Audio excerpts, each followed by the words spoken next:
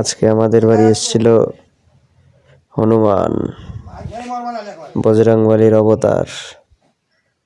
দেখো ঘরের মধ্যে উকি মারছে এরা। এখন আমার মা একটা আলু কেটে দেবে দুইজনকে 2 টুকরো। দেখো কি সুন্দর ভাবে খাবে এরা। 2 খণ্ড করে দাও দুটো। একটা কথা জানো তো, এরা মানুষের থেকে অনেক ভালো। ওই যে আরো আর দেখো আমাদের বাড়িতে যে কুকুরটা আছে, এই কুকুরটাকে কোনো দেখে ঘেউ ঘেউ করছে না। কুকুরটাও শান্ত মতন দাঁড়িয়েছে। এই কুকুরটার নাম হলো ট্যাঙারি। দেখো কি সুন্দর। আর অন্য কুকুররা এদের দেখলেই ঘেউ ঘেউ ঘেউ ঘেউ করতেই থাকে, ঘেউ ঘেউ ঘেউ ঘেউ। এরা মানুষকে কোনো ক্ষতি করে না, এরা খুব ভালো প্রাণী।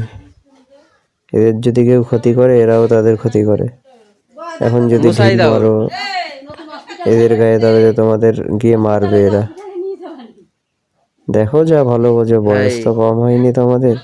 ভিডিওটা লাইক শেয়ার কমেন্ট করো। আর কি বলবো।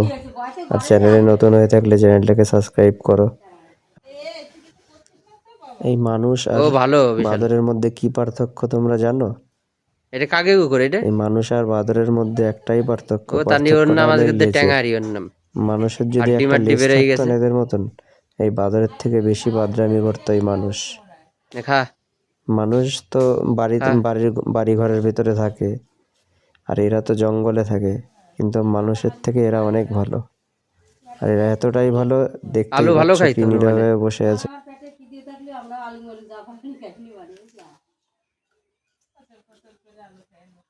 মাটি আলু আরো ভালো খাই।